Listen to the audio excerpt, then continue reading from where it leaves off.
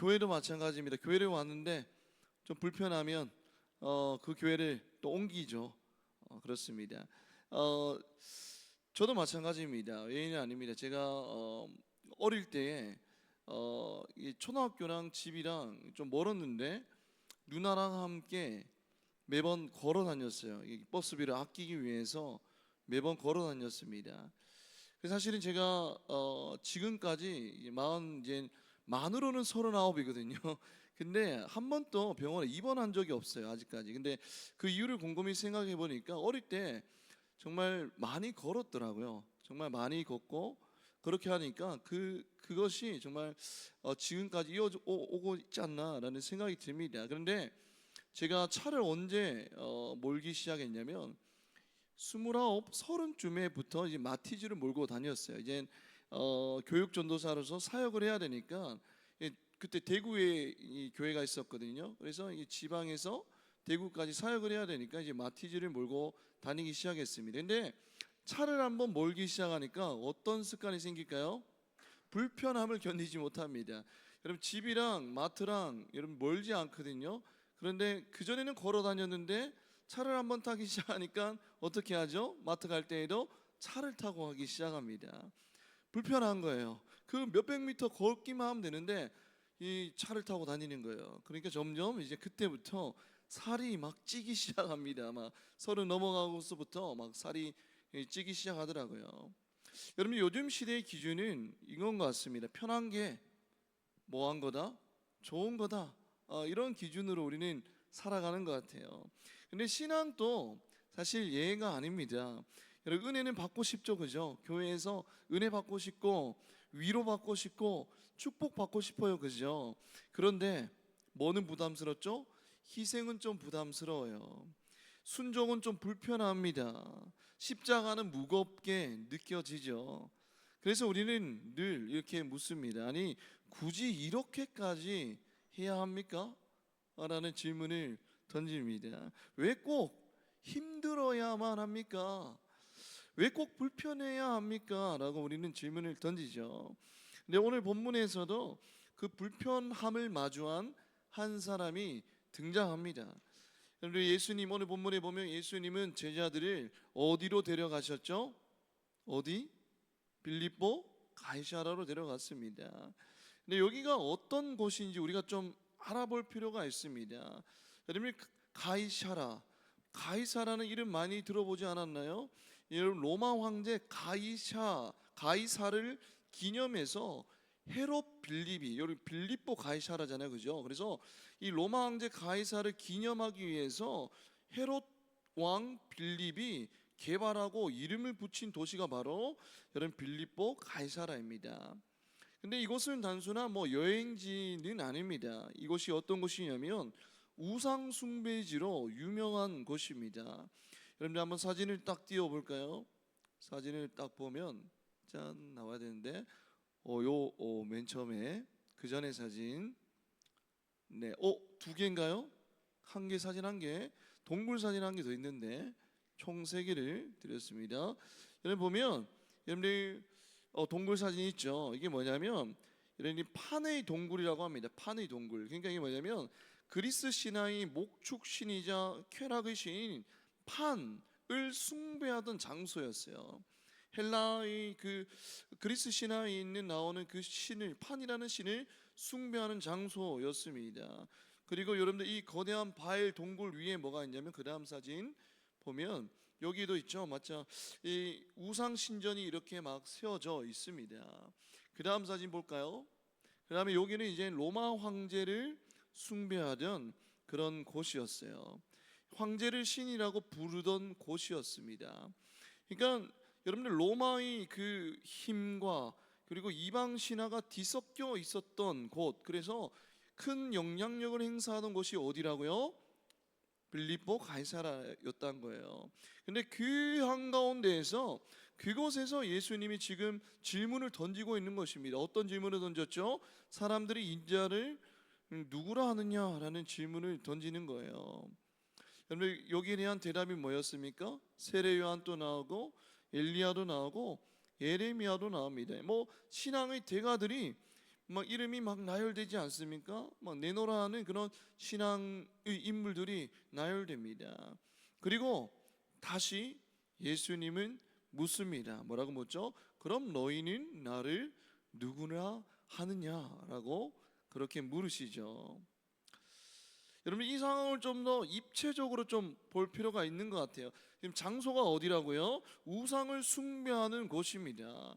여러분, 그 장소에서 울려 퍼지는, 그곳 가운데, 그 지역 가운데서 울려 퍼지는 주님의 음성은 뭐라고요? 너희는 나를 누구냐 하느냐 라고 질문하죠. 예수님의 정체성에 대해서 질문을 던지고 있습니다.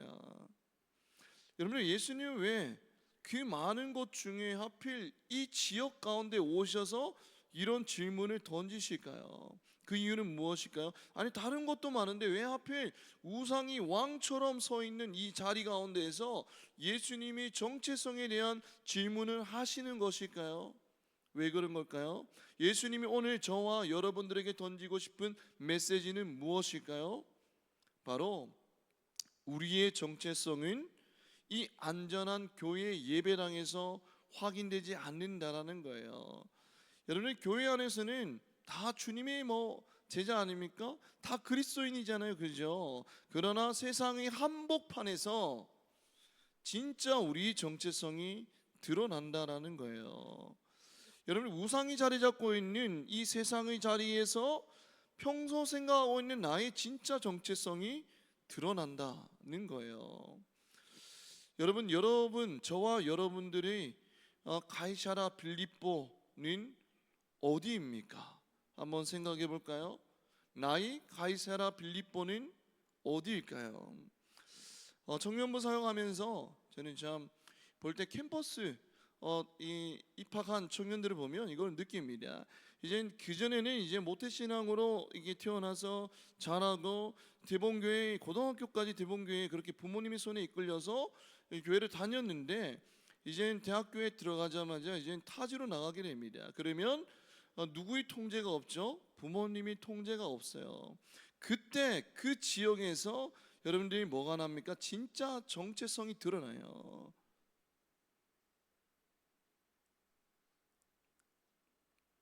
그리고 교회를 나가지 않아요.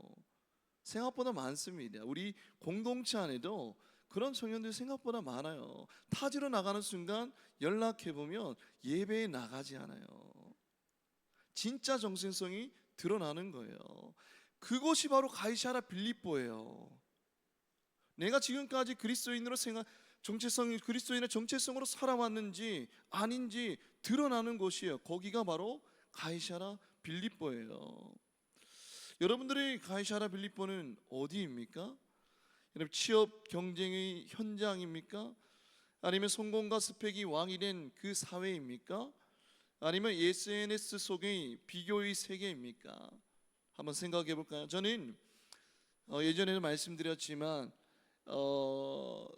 어렸을 적에 이제 사진첩에 아버지가 이제 되게 강원도 철원에서 이렇게 막 따발총 앞에서 이게 사진을 찍으셨더라고요. 군인 때. 그 모습이 너무 멋져 보이는 거예요. 강원도 최정만 GP에 나오셨습니다. DMZ 안에서 이제 근무를 하셨죠. 그 사진을 보고 너무 멋져가지고 나도 이제 강원도 체험방에 가고 싶다라는 생각이 좀 있었어요. 근데 그래서 춘천 백이보로 입대를 하게 되었거든요. 근데 춘천 백이보에서 이제 입대를 해서 이제 강원도의 훈련소에 갔습니다. 근데 거기서 이제 막 조교들이 훈련 시범을 보이는데 그게 너무 멋져 보이는 거예요. 그래서 조교 지원할 사람 손 들어보라 해서 제가 손을 딱 들었습니다. 딱 들어서 이제 딱 면접을 봤어요. 근데 면접관이 뭐라고 물으시냐면, 너 이게 종교 기독교네? 그러면 일요일 날에도 혹시 훈련을 해야 된다면, 조교 훈련을 해야 된다면 그때 교회 못 나갈 수도 있는데 괜찮겠냐라고 물어보는 거예요. 그래서 제가 뭐라고 대답할게요? 제가 괜찮습니다. 예배는 마음으로도 드릴 수 있습니다 라고 했어요. 하나님이 떨어뜨리시더라고요. 여러분들, 그게 제 정체성이었던 거예요. 여러분, 예수님이 사랑하는 그리스도인, 이 내 정체성인 줄 알았는데 알고 보니까 조교라는 그 타이틀을 더 사랑하는 나의 정체성을 마주한 순간이 너무 부끄럽더라고요. 하나님께 너무 부끄러웠습니다. 그게 바로 저였어요. 여러분, 세상의 달콤한 유혹의 자리, 그 가이사랴 빌립보에서 여러분들은 누구를 왕으로 고백하고 살아가고 있습니까? 베드로가 말합니다. 16절에 이렇게 고백하죠. 주는 그리스도의 시요 살아계신 뭐라고요? 하나님의 아들이시니라라고 고백합니다. 여러분, 이 고백 너무 신학적으로 완벽해요. 여러분, 그리스도, 이 원어가 뭐냐면 크리스토스입니다. 뜻이 뭐냐면 기름 부음 받은 자라는 뜻이죠. 여러분들, 구약에서 기름 부음 받은 자를 누가 했습니까? 왕 있고 제사장 있고 선지자들이 기름 부음 받았어요. 여러분, 기름 부음을 받는다는 것은 하나님의 권능과 하나님의 그런 능력이 그에게 임한다라는 뜻입니다. 여러분들, 예수님이 하나님의 기름 부으심을 받았다라는 것은 하나님의 권능과 하나님의 지위와 하나님의 권위를 그대로 이양받으신 참 구원자이심을 나타내는 거예요. 그냥 참기름, 올리브 기름 바른 그런 개념이 아니라 하나님이 권능과 지위와 능력이 예수님 가운데 임했다라는 거예요. 예수님이 곧 구원자라는 의미입니다. 그리고 하나님이 아들이시니다라고 고백했는데 그 앞에 어떤 하나님이 아들이라고 그랬죠?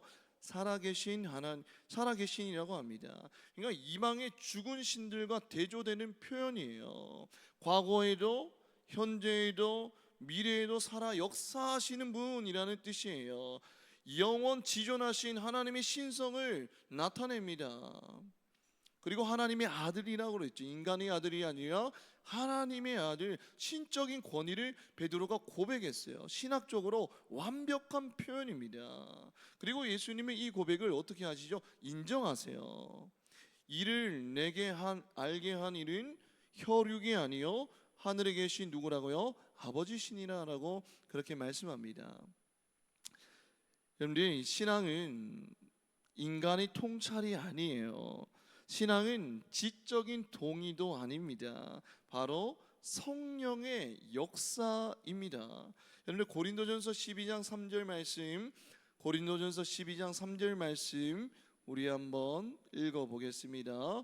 고린도전서 12장 3절 말씀 한번 읽어보도록 하겠습니다. 시작. 그러므로 내가 너희에게 알리노니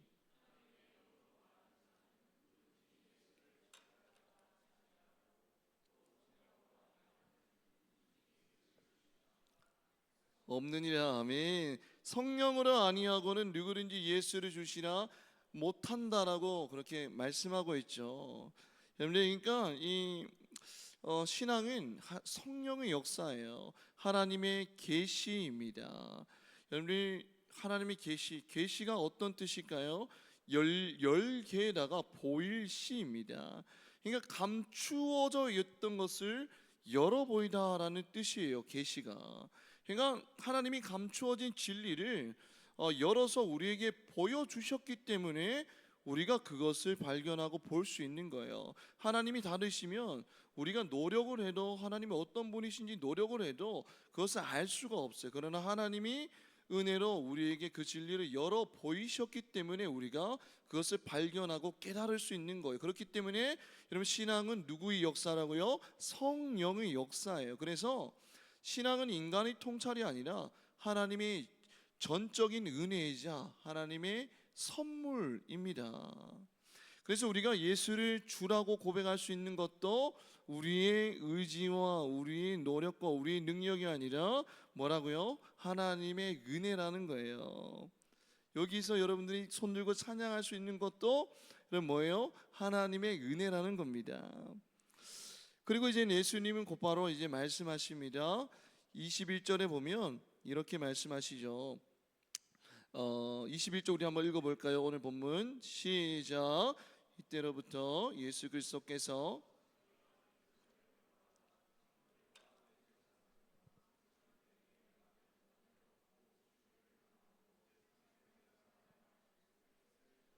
비로소 나타내시니. 아멘. 고난을 받고 죽임을 당하고 제3일에 살아나야 할 것이라는 단어를 좀 우리가 집중해서 볼까요? 살아나야 할 것에 살아나야 할이라는 단어를 보면 원어가 day입니다. day. 근데 이게 뭐냐면 반드시 뭐뭐 해야 한다. 영어로 must를 의미하는 거예요. 여러분들, 예수님의 고난과 죽음과 부활이 하나님의 섭리 안에 있는 일로서 반드시 일어날 것임을 분명히 나타내고 있는 겁니다. 반드시 일어날 일이라는 거예요. 십자가는 갑자기 일어난 어떤 사고가 아니라는 겁니다. 십자가는 실패가 아니라는 거예요. 뭐죠? 하나님의 계획이라는 거예요. 그런데 베드로가 이렇게 반응합니다. 22절에 보면 베드로가 예수를 붙들고 항변하여 이르되 주여 그리마옵소서, 이 일을 결코 주께 미치지 아니하리다라고 그렇게 반응하죠.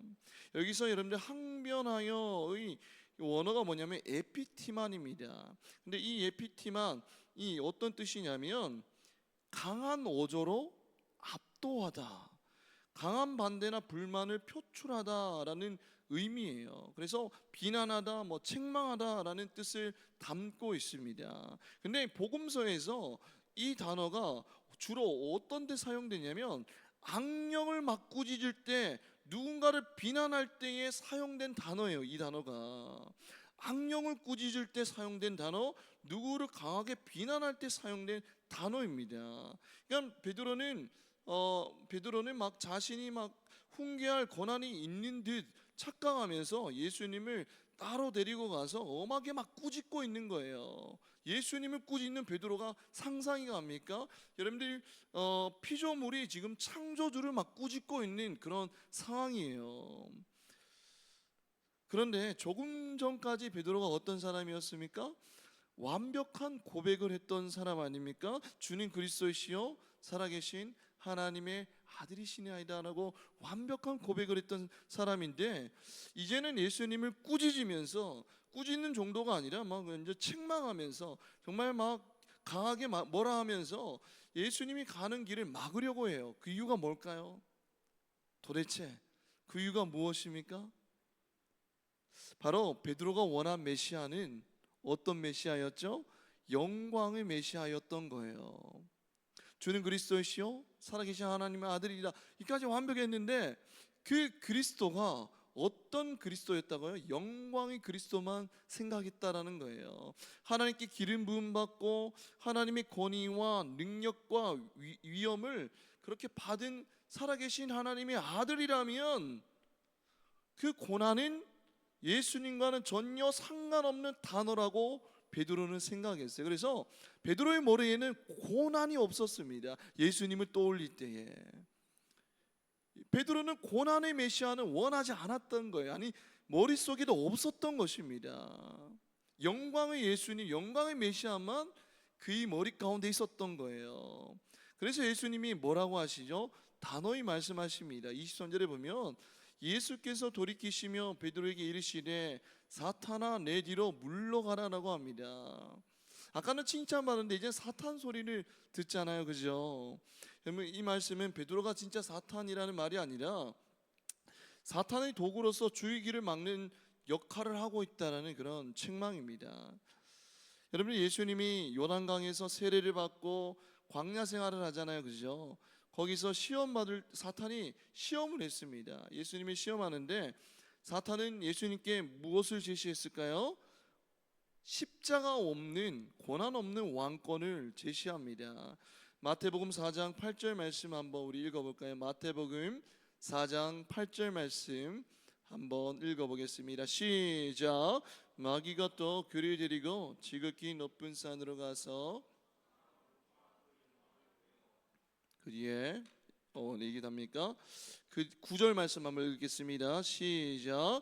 이르되 만일 내게 엎드려 경배하며 이 모든 것을 내게 주리라라고 합니다. 마귀가 예수님에게 제시한 것이 무엇일까요? 천하만국이고 그 영광을 제시합니다. 천하만국과 뭐를요? 영광을 제시해요. 여러분이 고난이라는 단어는 전혀 제시하지 않았어요. 사탄이 고난 없는 통치, 고난 없는 영광을 예수님에게 제안합니다. 여러분 베드로도 같은 실수하잖아요. 오늘 사탄은 그 고난 없는 영광을 제시했는데 베드로도 사탄과 동일한 것을 하죠. 주님, 고난은 빼고 영광만 갑시다 라고 그렇게 제시하는 거예요. 베드로가. 여러분들이 사단은 우리를 무신론자로 만들지 않습니다. 여러분이 십자가 없는 기독교인으로 만들려고 한다는 거예요. 불편함을 감당하지 않는 기독교인으로 여러분들을 만들려고 합니다. 이게 바로 사단의 전략이에요. 여러분들은 나름의 믿음이 있어요. 여러분들도 들은 말씀들이 있고 그 말씀이 신겨져서 믿음이 있기 때문에 사단이 여러분들을 무신론자로 만들지는 않을 거예요. 예수가 없다라고 외치지는 않을 겁니다. 그러면 여러분들을 뭘로 만들려고 하죠? 십자가 없는, 불편함 없는, 고난 없는 기독교인으로, 그리스도인으로 만들려고 할 거예요. 불편함을 감당하지 않는 그리스도인으로 여러분들을 만들려고 할 것입니다. 이게 바로 사단의 전략이에요. 여러분 혹시 우리도 불편함 없는 신앙을 원하고 있지는 않습니까? 희생 없는 섬김을 원하고 있지는 않나요? 순종 없는 축복을 원하고 있지는 않나요? 회개 없는 은혜를 원하고 있지는 않나요? 여러분들 불편함 없는 신앙을 추구하는 그리스도인으로 만드는 것, 이게 바로 사단이 우리를 하나님으로부터 멀어지게 하고 교회를 무너뜨리게 하는 주 전략임을 여러분들 꼭 기억해야 된다라는 거예요. 그리고 예수님은 이렇게 말씀하십니다. 24절에 한번 볼까요? 24절. 이에 예수께서 제자들에게 이르시되 누구든지 나를 따라오려거든 자기를 어떻게 하고 부인하고 또 자기 십자가를 지고 나를 따를 것이니라 라고 합니다. 자기를 부인하래요.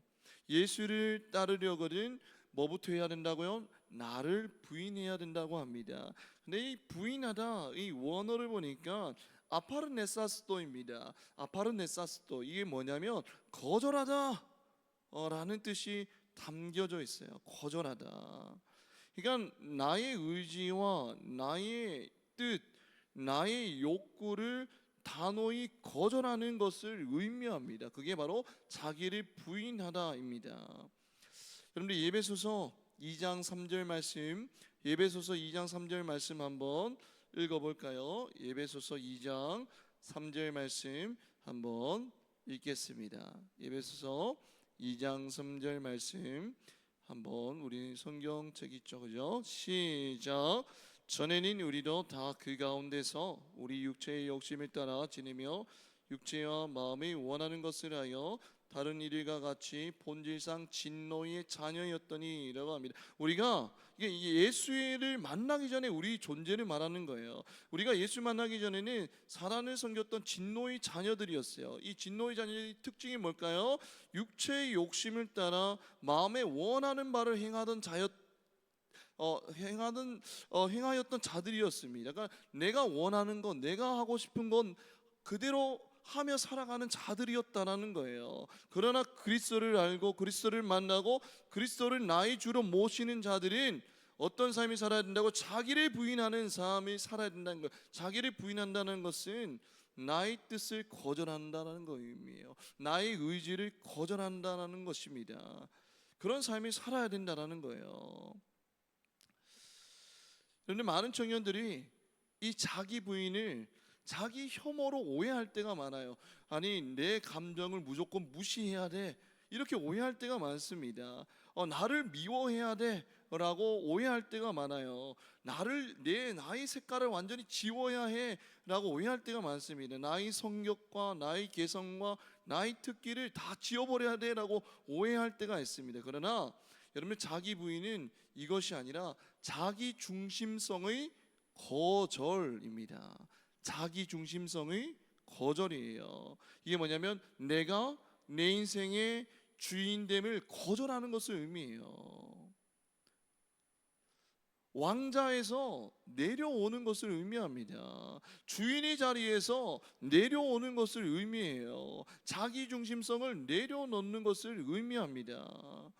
여러분, 만약에 우리가 우리 인생의 운전대를 내가 계속 잡고 있잖아요.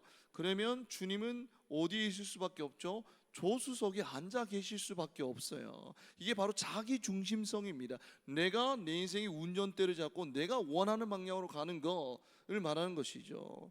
그러나 여러분들, 예수를 믿고 예수를 따르는 제자는 어떤 사람이에요? 내 인생의 운전대를 누구에게 내어드린 사람이죠? 예수 그리스도께 내어드리는 사람입니다. 예수님이 내 인생을 이끌어 가시도록 내 삶의 주도권을 주님께 내어드리는 사람이 바로 자기를 부인하며 살아가는 사람이에요. 불편합니다. 불편해요. 내가 하고 싶은 것들을 하지 못하잖아요. 너무 불편합니다. 그리고 나서 그 뒤에 뭐라고 말씀하죠? 자기 십자가를 지고라고 합니다. 여러분이 그 당시에 십자가 형벌을 받으면 여러분, 죄수는 자기 십자가를 지고 처형장까지 걸어가야 했어요. 예수님도 그러셨잖아요, 그죠? 여러분, 자기 십자가를 진다는 것은 뭐냐면 예수 그리스도를 따름으로써 따라오는 그런 온갖 고난, 죽음까지도 각오하는 헌신된 마음을 뜻합니다. 그렇기 때문에 우리는 예수를 믿고 따르면 여러분, 십자가를 져야 하는 뭐가 따라오죠? 불편함이 너무나 당연하게 따라온다라는 거예요. 내 계획이 죽게 되고, 내 자존심이 죽게 되고, 내 계산이 죽게 되는 자리를 매일 경험하게 됩니다. 얼마나 불편합니까? 그리고 자기 십자가를 지고 그 다음에 뭐라고 말씀하고 있죠? 나를 따를 것이니라 라고 말씀합니다. 여러분, 따를 것이니라, 이 원어를 보니까 아콜루데오라고 합니다. 아콜루데오, 이게 뭐냐면 진행적 현재형 명령입니다. 진행적 현재형 명령, 좀 어렵죠, 그죠? 그러니까 이게 뭐냐면 예수님을 따르는데 그 따르는 행위가 쉼없이 계속되어야 함을 강조하는 단어예요. 그러니까 예수님의 제자가 되기 위해서는 예수님을 쫓는 일이 일회성이 아니라 수련할 때 딱 한 번 예수를 쫓고 그 뒤에는 그냥 아무 때나 막 살아가는 것이 아니라 일생 동안 계속되어야 함을 말씀하고 있다는 거예요. 얼마나 힘듭니까? 매일매일 불편함을 느껴야 되지 않습니까? 불편해요. 그런데 불편할 것 같죠? 그런데 여러분들 25절에서 26절에서 이렇게 말씀합니다. 여러분, 25절에서 26절 한번 우리 한번 읽어볼까요? 시작. 누구든지 나를 위하여 찾으리라. 사람이 만일 온 천하를 얻고도 제 목숨을 잃으면 무엇이 유익하리요? 사람이 무엇을 주고 제 목숨과 바꾸겠느냐라고 합니다. 예수를 위해서 목숨을 잃는 건 너무나 불편한 소리죠, 그죠? 아니, 예수 믿는데 무슨 목숨까지 바칩니까, 주님? 그냥 적당히 믿으면 되죠. 그냥 매주일 나와서 예배드리고 그냥 가면 되잖아요. 불편한 소리 하지 마세요, 예수님. 여러분, 그런데 예수를 위해서 우리가 고난을 당하고 목숨을 잃는 불편함을 우리가 겪을 때 우리에게 어떤 은혜가 있다고요? 우리에게 영원한 생명이 주어지는 은혜가 있다라고 어느 성경에서는 말씀하고 있습니다. 영원한 생명. 여러분, 영혼은 편안함으로 살아나지 않아요. 여러분, 영혼은 진리 앞에서, 십자가 앞에서 불편함을 감당할 때 우리 영혼이 비로소 살아난다라는 거예요. 바울이 그렇지 않습니까? 하나님, 예수님 믿고 예수 그리스도 일을 감당하려고 하는데 그에게는 어떤 불편함이 있었죠? 육체의 가시가 있었습니다. 여러분의 학자들은 뭐 안질이라고 그러기도 하고 간질이라기도 합니다. 어땠든지 간에 여러분들, 예를 들어서 간질이라고 생각해 봅시다. 여러분들 주의 일을 하는데 갑자기 발작을 일으켜요. 입에 거품을 뭅니다. 쓰러집니다. 여러분들, 근데 이게 뭐냐면 헬라어를 보니까 그 육체의 가시가 일회성이 아니라 지속적이고 반복적인 고통을 의미해요. 여러분들 한번 생각해 봅시다. 여러분들이 이 땅 가운데 살아가는데 갑자기 수업 듣다가 여러분 간질이 일어나서 발작하면서 거기서 거품 물며 쓰러져요. 얼마나 힘듭니까? 근데 그게 일회성이 아니라 지속적인 고통을 의미합니다. 여러분, 주의 일을 하는데 너무 불편해요. 육체의 가시만 없으면 너무 편할 것 같은데 너무 불편해요. 언제 이런 일이 일어날지 모릅니다. 트라우마로 다가옵니다, 바울에게. 그래서 여러분들이 바울이 뭐라고 그래요? 얼마나 힘들었으면 바울이 이것을 놓고 3번이나 주께 간구합니다. 제발 좀 이것 좀 없애달라고 기도하죠. 근데 여러분들, 하나님이 그에게 뭐라고 응답하실까요? 그 불편함을 어떻게 하셨을까요? 고린도후서 12장 9절 말씀, 고린도후서 12장 9절 말씀 한번 찾아보고 읽겠습니다. 고린도후서 12장 9절 말씀입니다. 네, 우리 한번 읽어볼까요? 시작. 내 은혜가 내게 족하노라. 이는 내 능력이 약한 데서 온전하여 짐이라 하신지라. 그러므로 도리어 크게 기뻐함으로 나의 여러 약한 것들에 대하여 자랑하리니 이는 그리스도의 능력이 내게 머물게 하려 함이냐 라고 합니다. 여러분들, 불편함이 왜 은혜인 줄 압니까? 불편함이 있을 때 무엇이 우리에게 머물기 때문이죠? 그리스도의 능력이 우리에게 머물기 때문입니다. 여러분들, 여기서 머물다의 헬라어를 찾아보니까 장막을 치다, 덮다라는 의미예요. 여러분들이 하나님의 능력이 누구에게 머문다고요? 하나님의 능력이 불편함을 겪는 사람 위에 장막을 치듯이 덮는다라는 의미예요. 그냥 임하는 것이 아니라 예수 그리스도를 따르며 겪는 불편함을 겪는 그 자에게 장막을 덮듯이 그 은혜가 그에게, 예수 그리스도의 능력이 그에게 임한다라는 의미예요. 놀라운 은혜 아닙니까? 여러분, 편안함을 지키려는 사람은 결국에는 편안함에 갇혀 살아요. 그러나 주 안에서 불편함을 감당하는 사람은 하나님의 생명 안으로, 하나님의 은혜 안으로, 하나님의 임재 안으로 깊이 들어가게 됩니다. 이게 바로 복음의 역설이에요. 여러분, 청년부 금요 기도회가 이제 이번 주부터 다시 시작되게 됩니다. 피곤하죠? 불편하죠? 여러분들, 일하고 나서 기도 자리 지키는 게 얼마나 불편합니까? 힘들죠? 놀고 싶죠? 그죠? 그러나 그 불편함을 감당할 때에 이곳 가운데 기도의 씨앗이 심겨지고 성령의 열매가 맺히고 변화와 회복을 경험하는 청년부가 되는 거예요. 여러분, 청년부 우리 지난달에 이번 달에 섬김에 대해서 강의를 했습니다. 여러분들, 우리 청년부 보면 매번 일하는 사람만 일해요. 섬기는 사람만 섬깁니다. 여러분들, 섬김의 자리가 불편하죠, 그죠? 여러분, 그러나 여러분들이 순종함으로 그 불편함을 감당할 때에 나를 통해 이 공동체를 세우시는 하나님의 역사를 경험하게 된다는 거예요. 여러분, 제자훈련이 시작됩니다. 12주 시작되죠. 12주가 불편합니다. 12주 부담스러워요. 여러분, 주일에 집에 가고 싶습니다. 그러나 그 불편함을 감당할 때에 우리 마음에 말씀이 씨앗이 심겨지게 되고 날 향한 하나님의 마음을 더욱 깊이 알 수 있는 은혜가 있다라는 거예요. 여러분, 말씀을 맺겠습니다. 편안함은 우리를 잠들게 합니다. 그러나 십자가는 우리를 깨우게 합니다. 오늘 여러분들은 선택해야 됩니다. 여러분들, 예수님에게 사단이 제시했던 것처럼 여러분들 온 천하를 원합니까? 아니면 생명을 원합니까? 편안함입니까? 아니면 나를 살리는 불편함입니까?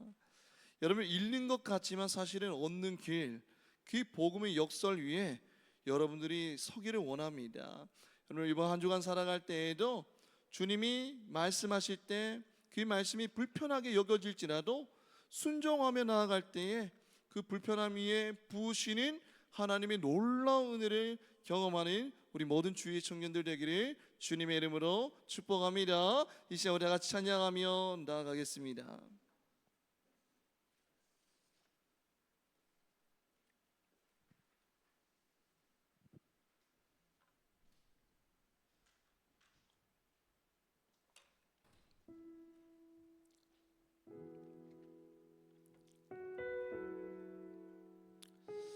오늘 우리가 부를 찬양은 주의 자녀로 산다는 것은입니다. 예수를 따르는, 예수를 나의 왕으로 모시고 살아가는 주의 자녀들의 삶이 어떨까요? 영광만 있을까요? 이 가사에서 이렇게 고백합니다. 주의 자녀로 산다는 것은 불 가운데로 걸어가는 것. 그런데 불 가운데로 걸어가는 그 불편함을 겪을 때 어떤 은혜가 있다고요? 그 속에서 신실하게 날 지키시는 그 손길을 경험하는 것.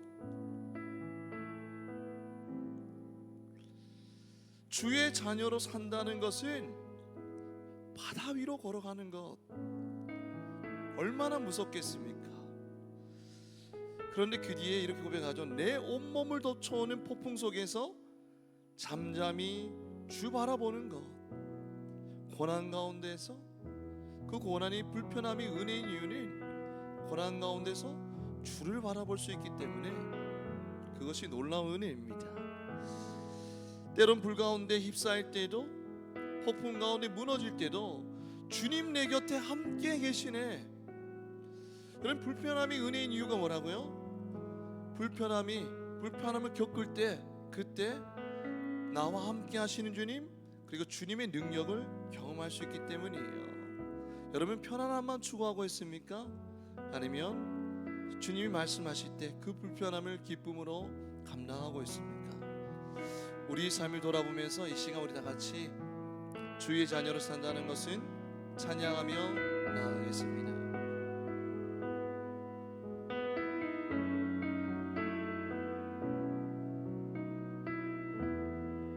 주의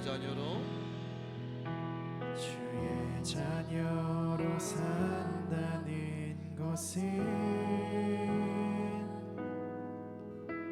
불 가운데로 걸어가는 것. 그 속에서 신실하게 날 지키시는 그 손길을 경험하는 것.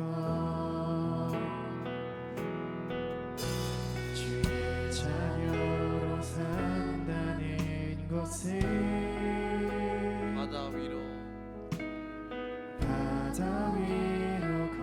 걸어가는 것.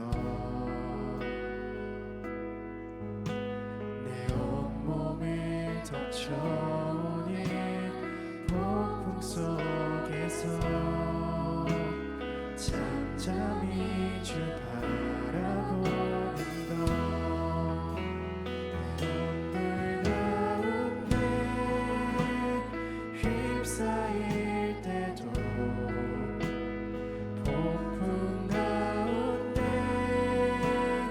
무너질 때도 주님 내 곁에 함께 하시네. 가장 가까이 우리 처음부터 고백하겠습니다. 주의 자녀로 산다는 것은 주의 자녀로 산다는 것은 불 가운데로 걸어가는 것. 그 속에서 신실하게 날 지키시는 그 손길을 경험하는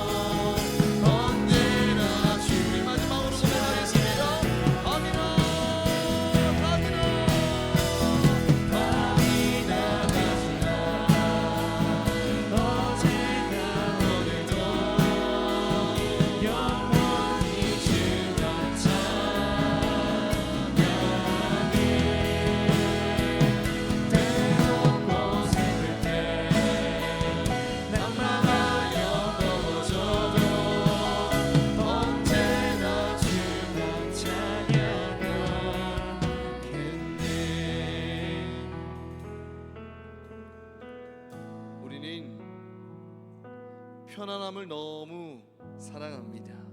조그만 불편해도 피하려고 하고 조그만 손해보는 것 같아도 물러서려 합니다. 혹시 우리 안에 십자가 없는 신앙을 꿈꾸는 마음이 있지는 않나요? 그럼 이 시간 자기 중심의 왕자에서 내려와서 예수님을 주인으로 모시기 소망합니다. 우리가 붙들고 있는 체면과 자존심과 안정과 계산과 미래에 대한 두려움, 이 모든 것들을 주님 앞에 내려놓기 원합니다. 그리고 이렇게 기도하기 원합니다. 주님, 불편함을 피하지 않게 하옵소서. 십자가를 밀어내지 않게 하옵소서. 순종의 자리로 나아가게 하옵소서. 주님의 위에 내려놓음으로 참 생명을 경험하게 하옵소서. 우리 다 같이 주여 한번 외치고 기도하겠습니다. 주여.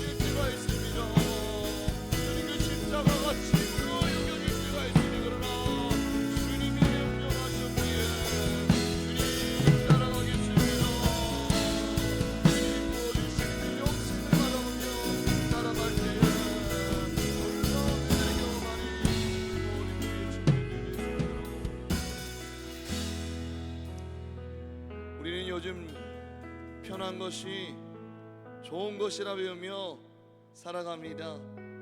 편한 직장, 편한 군대, 편한 교회에 가는 것이 좋은 길이라고 생각하죠. 조금만 불편하면 떠나버리는 시대 속에 우리는 살아가고 있습니다. 그러나 오늘 주님은 우상의 한가운데서 너는 나를 누구냐? 라고 그렇게 묻고 계십니다. 주님은 세상 한복판에서 진짜 정체성을 드러내는 그리스도인을 찾고 계세요. 취업의 자리에서, 경쟁의 자리에서, 인정받고 싶은 자리에서, 손해보기 싫은 자리에서 예수님을 왕으로 고백하는 그 청년을 찾고 계십니다. 이 시간 우리 다 같이 기도할 때 주님, 나의 왕자에서 내려오는 용기를 부어 주시옵소서. 나의 운전대를 주님께 내어드리게 하옵소서. 불편함을 감당할 때에 새 생명을 얻게 하시고 십자가를 통과할 때에 참 기쁨을 경험하게 허락하여 주시옵소서. 이 시간 우리 마지막으로 주여 한번 외치고 기도하겠습니다. 주여.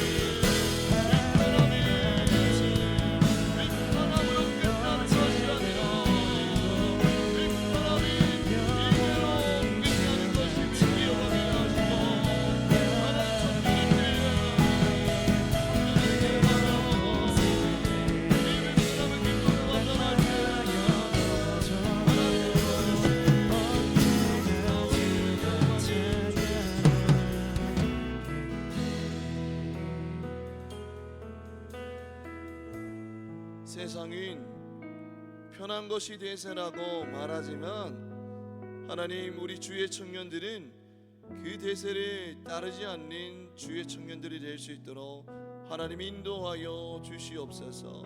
예수님께서 십자가에서 피를 흘리시고 가시면류관을 쓰시고 손에 못 박힘을 당하는 그 불편함 때문에 우리가 구원받았음을 기억하게 하시고, 우리가 예수를 따를 때에 오는 그 불편함이 저주가 아니라 하나님의 은혜임을 기억하며 그 불편함을 순종함으로 감당할 때에 하나님이 부어주시는 능력과 은혜와 자비와 사랑을 마음껏 경험하는 주의 청년들 될 수 있도록 하나님 인도하여 주시옵소서.